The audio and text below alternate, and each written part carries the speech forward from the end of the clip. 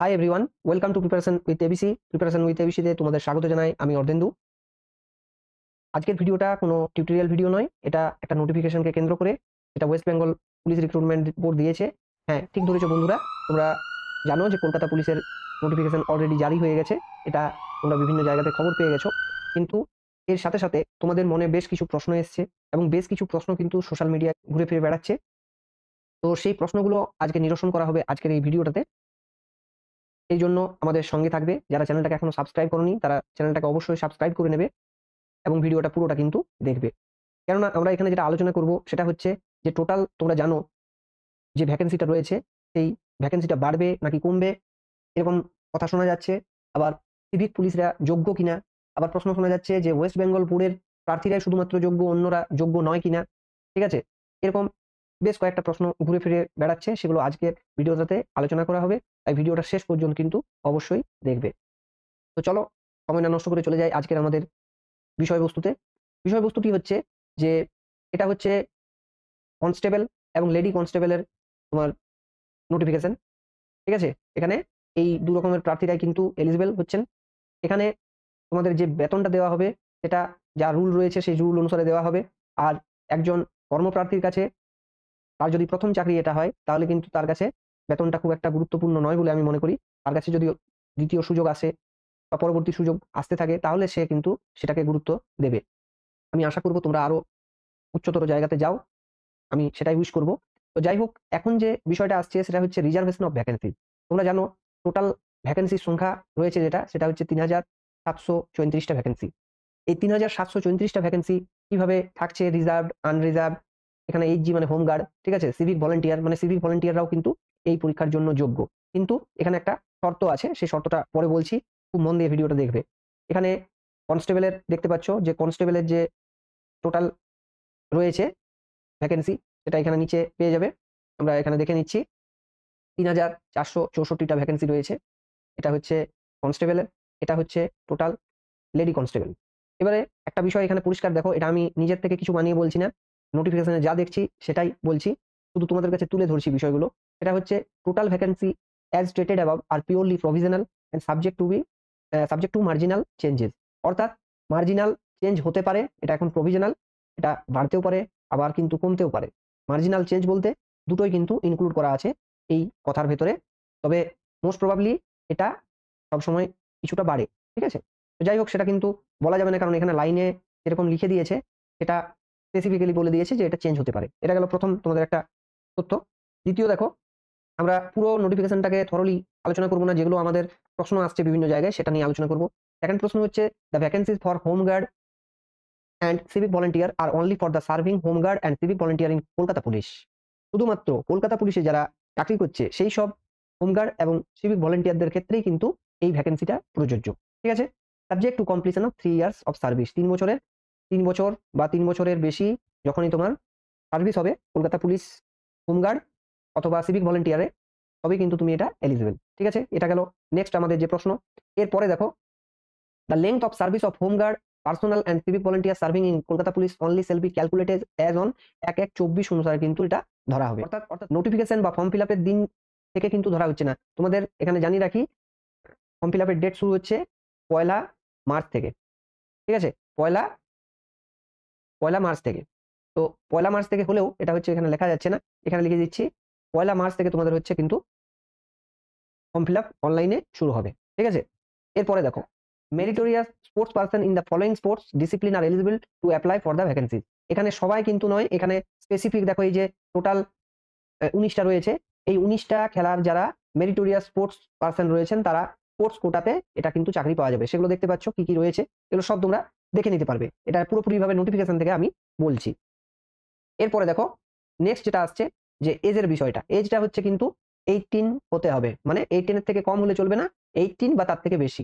ঠিক আছে, এটা হতে হবে এবং 30 এর থেকে কম হতে হবে ১/১/২৪-এ। এটাও কিন্তু একই ডেট, ১/১/২৪ অনুসারে তোমাকে পুরোটা কমপ্লিট করতে হবে, মানে 30 বছরের কম হতে হবে এবং 18 বছরের বেশি হতে হবে, তবেই কিন্তু তুমি এলিজিবল। এবার হচ্ছে এডুকেশনাল কোয়ালিফিকেশন। এডুকেশনাল কোয়ালিফিকেশনে অনেকের কাছে প্রশ্ন আছে যে আমি হচ্ছি সিবিএসসি বোর্ড বা আইসিএসসি বোর্ডের, এরকমও আছে অনেক ক্ষেত্রে। তো তাদের ক্ষেত্রে এলিজিবল কিনা এখানে দেখো পরিষ্কার দেওয়া রয়েছে, the applicant must be pass Madhyamik examination from the West Bengal board of secondary education or its equivalent. অর্থাৎ West Bengal board of secondary education থেকে কিংবা ইকুইভ্যালেন্ট থেকে হতে হবে। ইকুইভ্যালেন্টের মধ্যে কিন্তু আইসিএসসি এবং সিবিএসসি, ঠিক আছে, এই দুটো বোর্ডেই কিন্তু হয়ে যাচ্ছে, সুতরাং তারাও কিন্তু এলিজিবল। ল্যাঙ্গুয়েজের ক্ষেত্রে এখানে দুটো ক্ষেত্রেই কিন্তু একটা বিষয় যুক্ত হচ্ছে, সেটা হচ্ছে তোমাকে কিন্তু বাংলা একটা ভাষা হিসাবে পড়ে থাকতে হবে। এখানে বলা রয়েছে যে applicant must be able to read write and speak Bengali language provided that the provision will not be applicable to the person who are not permanent resident of sub division of Darjeeling and Kalimpong district. অর্থাৎ শুধুমাত্র তাদের ক্ষেত্রে যারা দার্জিলিং এবং কালিম্পং ডিস্ট্রিক্টের sub ডিভিশনগুলোতে, hill sub ডিভিশনগুলোতে বসবাস করে, তাদের ক্ষেত্রে বাংলা না বললেও চলবে। তাদের ক্ষেত্রে এটা চেঞ্জ হয়ে নেপালি, মোস্ট প্রবাবলি এটা নেপালি হলেও চলবে, কিন্তু তাকে কিন্তু মাস্ট বাংলা পড়ে থাকতে হবে, ঠিক আছে, পড়ে থাকতে হবে। এবং সেই কারণে কি হচ্ছে, তার বলা পড়া অর্থাৎ পড়া লেখা এবং বলার ক্ষমতা থাকতে হবে বাংলাতে, ঠিক আছে। এখানে কিন্তু স্পেসিফিক্যালি বলেনি যে তোমার সেই সাবজেক্টগুলো থাকতে হবে কিনা, কিন্তু এটা বেশিরভাগ ক্ষেত্রে দেখা যায় যে তোমার এই সাবজেক্ট বাংলাটা কিন্তু থাকা মাস্ট, ঠিক আছে। যদিও এটার বিষয়ে আমি কিন্তু অতিরিক্ত কোনো মন্তব্য করব না, এটা পরবর্তীকালে তোমরা ডিটেল ইনফরমেশন পেয়ে যাবে। এবারে হচ্ছে female candidate are eligible to apply for the post of lady constable in Kolkata police, কারণ তাদের জন্য স্পেসিফিক কতগুলো সিট দেওয়া রয়েছে, তাই তারাও কিন্তু এলিজিবল, ঠিক আছে। এরপরে হচ্ছে এবার দেখো মেল এবং ট্রান্সজেন্ডার কিংবা থার্ড জেন্ডার যারা রয়েছে তারা কিন্তু ওই যেটা কনস্টেবল পোস্টটা রয়েছে সেটার জন্য এলিজিবল, ঠিক আছে। অর্থাৎ থার্ড জেন্ডারকে মেলের সাথে দেওয়া হচ্ছে, ঠিক আছে। এই গেল বেসিক যে ইনফরমেশন, যেটুকু তোমাদের বিভিন্ন প্রশ্ন আসছে। এরপরে যেটা আসছে সেটা হচ্ছে, এগুলো তোমরা দেখে নেবে ভালো করে, হাইট ওয়েট, ঠিক আছে। এটা হচ্ছে শুধুমাত্র তোমার অল ক্যাটাগরির জন্য এটা, আর এটা হচ্ছে গোর্খা, গাড়ওয়ালস, রাজবংশীদের জন্য এবং শিডিউল ট্রাইবের জন্য, ঠিক আছে। ফিমেলদের ক্ষেত্রেও সেক্ষেত্রে তাদের ক্ষেত্রে এই চেষ্টা অ্যাপ্লিকেবল নয়, কিন্তু এখানে মেলদের ক্ষেত্রে এটাও কিন্তু মানে কি বলবো, অ্যাপ্লিকেবল, ঠিক আছে। এই দুটো জিনিস কিন্তু সবসময় দেখা হবে, এটা ফিমেলদের ক্ষেত্রেও প্রযোজ্য নয় এবং থার্ড জেন্ডারদের ক্ষেত্রেও প্রযোজ্য নয়। এরপর দেখো পরীক্ষার ধরন হচ্ছে, দেখো চারটে মূলত পার্ট রয়েছে। একটা হচ্ছে প্রিলিমিনারি পার্ট, তারপরে হচ্ছে করা হবে, এটা হচ্ছে 1 নম্বরে প্রিলিমিনারি, তারপরে হচ্ছে physical measurement and physical efficiency, এটাকে 2 ধরলাম, তারপরে হচ্ছে ফাইনাল রিটিন 3, এবং সর্বশেষ যেটা সেটা হচ্ছে 4। এই চারটে পার্ট রয়েছে, এই চারটে পার্ট যখনই তুমি পাস করবে তখনই কিন্তু তুমি পুলিশের জন্য এলিজিবল। এখানে দেখতে পাচ্ছ যে কি কি থাকছে। এমসিকিউ প্রথম প্রিলিমিনারি 100 নম্বরের পরীক্ষা, এটা দুটো ভাষাতে হবে, সেটা বেঙ্গলি এবং নেপালি। সেখানে 40 নম্বর থাকবে general knowledge, general awareness, elementary mathematics, যেটা নিয়ে আমরা কিন্তু আমাদের চ্যানেলে পড়াশোনা করব, সেইটুকু পার্টটা দেখতে পাচ্ছ। এটা রয়েছে 30 নাম্বার থাকছে, অর্থাৎ অনেকটা নাম্বার। এবং আমাদের এখানে কাজ হচ্ছে যে আমরা তোমাকে 30-এ 30 পাওয়ার জন্য এলিজিবল করে দেবো। তুমি যদি তোমার জায়গাতে ঠিক থাকো, উইদাউট এনি ফি, তুমি এখানে 30-এ 30 পাওয়ার জন্য যোগ্যতা পাবে। মাধ্যমিক স্ট্যান্ডার্ডের যে এলিমেন্টারি ম্যাথমেটিক্স, তার উপরে কিন্তু তোমার কোশ্চেন থাকবে, এবং সেটা পুরোটাই তোমাকে নিয়মিতভাবে ক্লাসের মাধ্যমে করানো হবে, ঠিক আছে। এবং এই সংক্রান্ত তোমার ভিডিও মোটামুটি আমরা 15 মার্চ থেকে তোমাদেরকে দিতে থাকবো।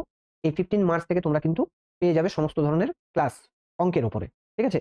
এখানে নেগেটিভ মার্কিং থাকছে, প্রতি 4টা ভুলের জন্য 1 নাম্বার করে কাটা হবে, বা প্রতি কোশ্চেন যদি ভুল করো তাহলে 0.25 করে কেটে নেওয়া হবে, ঠিক আছে। অতএব খুব ভালোভাবে তোমাদেরকে নাম্বার তুলতে হবে, যেগুলোতে নাম্বার তুলেছো, যেখানে যেটা প্রবলেম রয়েছে সেটা অনেকটা ইমপ্রুভ করে নিতে হবে তোমাদেরকে, এর জন্য স্পেশাল কিন্তু প্রিপারেশন নিতে হবে, বুঝতে পারছো। এবং এখানে আরেকটা বিষয় বলে রাখি, এই যে জেনারেল অ্যাওয়ারনেসের ভেতরে যে সায়েন্সের কোশ্চেন থাকে, বা আরো স্পেসিফিক্যালি বললে ফিজিক্যাল সায়েন্সের যে কোশ্চেনগুলো থাকে, সেটাও কিন্তু আমাদের চ্যানেলে তুমি পেয়ে যাবে বোনাস হিসাবে, ঠিক আছে। এরপরে দেখো ফিজিক্যাল মেজারমেন্ট টেস্ট, এগুলো তোমার নিজস্ব বিষয়, এটা তোমাকে নিজেকে প্রিপারেশন নিতে হচ্ছে। এরপরে তুমি যখন এগুলোতে পাস করবে, তখন যে মেন অংশটা রয়েছে, সেই মেন অংশেও কিন্তু আবার অঙ্ক রয়েছে। এবং এই দুটো বিষয় আমরা এখানেও দেখো অঙ্ক রয়েছে, এর 4টে পার্ট।